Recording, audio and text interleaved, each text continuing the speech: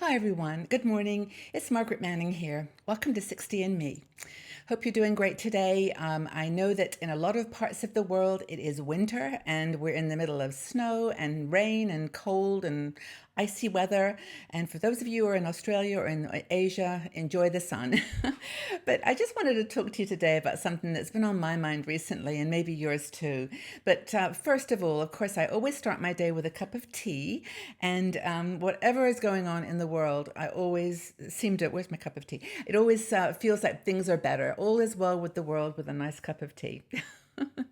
So anyway, this morning I've got my yogi tea. I'm drinking lemon ginger, which is one of my favorite teas. I often make tea just out of lemon and ginger, but this is a cup of tea specially made by Yogi Tea for me this morning. So hope that you're doing great, that you've got a nice cup of tea or coffee and just settle down and we'll have a chat about, just how our attitude to things can really change everything. And especially during winter times or times of the year when it's a little bit, I just noticed my necklace is backwards.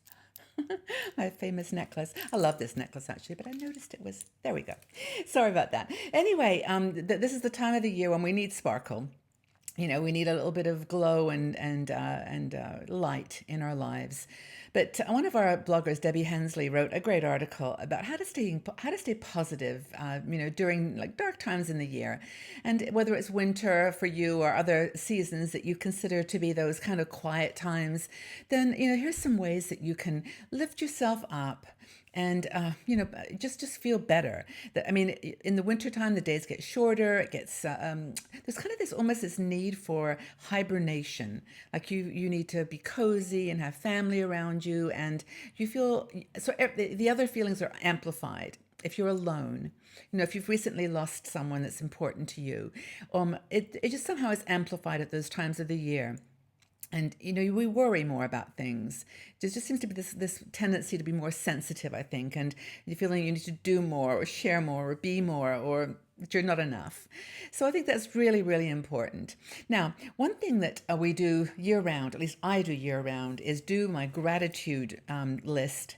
I don't write it down. I know that people say you should, but I really do almost every morning, meditate. And I know just to start to sit down and relax, I start thinking about everything that I've got going for me. Like number one, I'm breathing.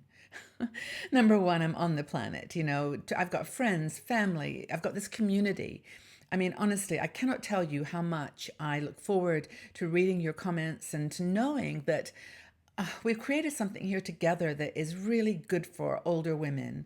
I mean, every day I read your comments and I'm just touched so much that somehow what we're talking about here is really touching your heart and resonating with you. And that's what's important to me. So gratitude.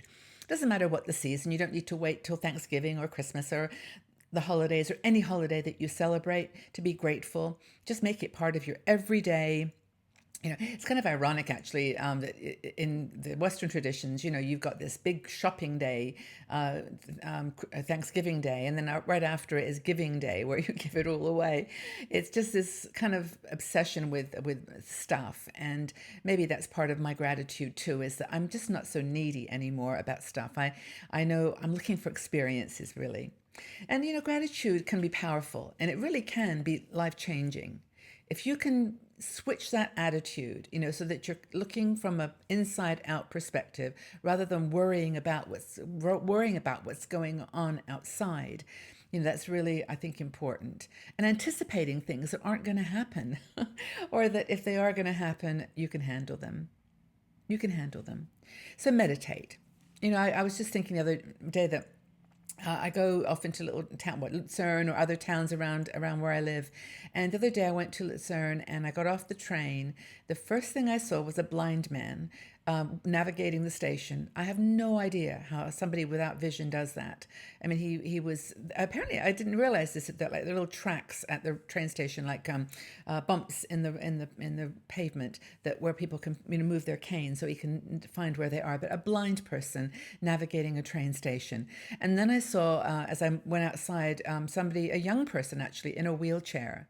and they were being pushed by someone, a family member perhaps. But I just saw those two things like almost at the same time, and it was like, wow, I'm so, so, so lucky that I don't have to deal with that.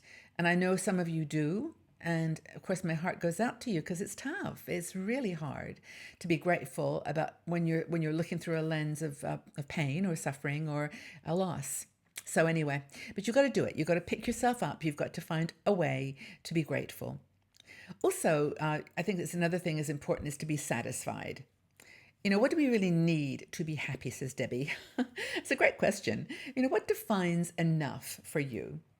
Is it enough to have a room with a shower, with a cooker, with a stove, with running water? Is that enough, or do you need more? Do you need a balcony? Do you need two rooms? Do you need, what is it? And I think that once you get to the heart of that question and ask yourself, it really starts to, the lens shifts. I'm getting some beautiful light behind me here. I hope you're enjoying the glow. I feel like it's the northern lights. We're in Norway, where they should be colored. Anyway, if they get too bright, I'll have to move. But anyway, that's another thing, to be satisfied. And what gap is really being filled by this stuff? Another thing is to give more, and don't give bigger gifts or more anything, but focus on family and friends, focus on the people in your social network who are super important to you. Make time for the grandkids if you have them, or children in the neighborhood that can benefit from your wisdom. Think of the neighbors, offer help. Can you do something to help someone along? And I think it's really important that it was actually funny. The other day I was walking and there was a lady with a baby and she was carrying the baby and pushing the pram. The baby was crying and crying. And I went up to her and I said, can I help you? Can I just push the pram and you can carry the baby? What do you call it in the States? Pushchair, pram. Anyway, so she said, oh my gosh, that would be so helpful. So we walked and she was a young girl and the baby kept crying. I said, hey, let's shift, let's switch. I'll take the baby, you push. And of course, I wasn't stressed like she was. So the baby immediately fell asleep. It was just so sweet. And she was like, oh my gosh, that's so nice. And it was just like one simple little thing that I did that you could do, anyone could do. I mean, you can have to choose, obviously, be careful about who you help and so on. But it was really lovely that I was able to help her. So just do those kinds of things that stretch you. Another thing is to start some new traditions. I mean, this is the time of the year to do that, do things a little differently. Just walk a different way to the shops and incorporate into your holidays some different practices. Do something funny on a birthday that you've never done before. Start writing things on Facebook that are more meaningful than just a like. Just do things that make a difference. Another thing that Debbie mentions, which I think is super important, is getting out and moving. Get into the world, get out and exercise, walk, swim, dance, do whatever you can to keep your body happy and active and stretching, keeping mobile. Yoga, do yoga. Got some great yoga videos that we have, and your lots of options for Pilates or at your community centers have got all kinds of activities, I'm sure. But do something to get stretching. Another thing, which I think I'll close on here, because I think this is kind of a cool one, and I'm glad that Debbie mentioned it, because it goes along with social engagement, and that is to share your stories. Take some time today, maybe, or tomorrow, this week, to jot down the chapters of your life. Just write down the things that you've done, things that you've enjoyed, and things that have really changed your life. Write down crossroads that you've faced, when you had to make a decision. Go left, go right, go up or down. Where did you go? What did you choose? And why? And how did it turn out? I think that's really important. Put together a photo album and then discuss it.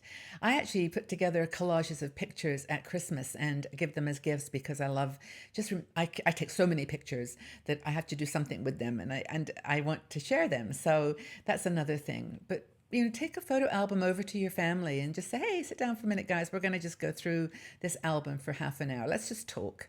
Let's just share what we did this year or what we're doing this next year. What's your best holiday memory? What did you do that really was special? and tell your stories. They're precious. Share them. Others may want to listen. If they don't, well, then tell someone else. Do something that's going to make you feel good. Celebrate the years, the dark times, those dark days when it's all rainy and drizzly and horrible. Just share them with a good story, with a glass of wine maybe, or a cup of great coffee, or a hot chocolate. Do something to bring back a warm memory in the cold. So I think this is a really good start. I mean, I think Debbie's got some great ideas here. Hopefully they've helped you. Hopefully the little lights behind me haven't been too distracting, and you've got some joy out of them too. But I'd love to know, since we're such a great community for chatting, what do you do to help others fight the blues?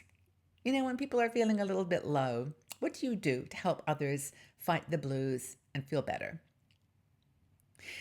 What new traditions have you maybe started in your life that add that little extra dimension?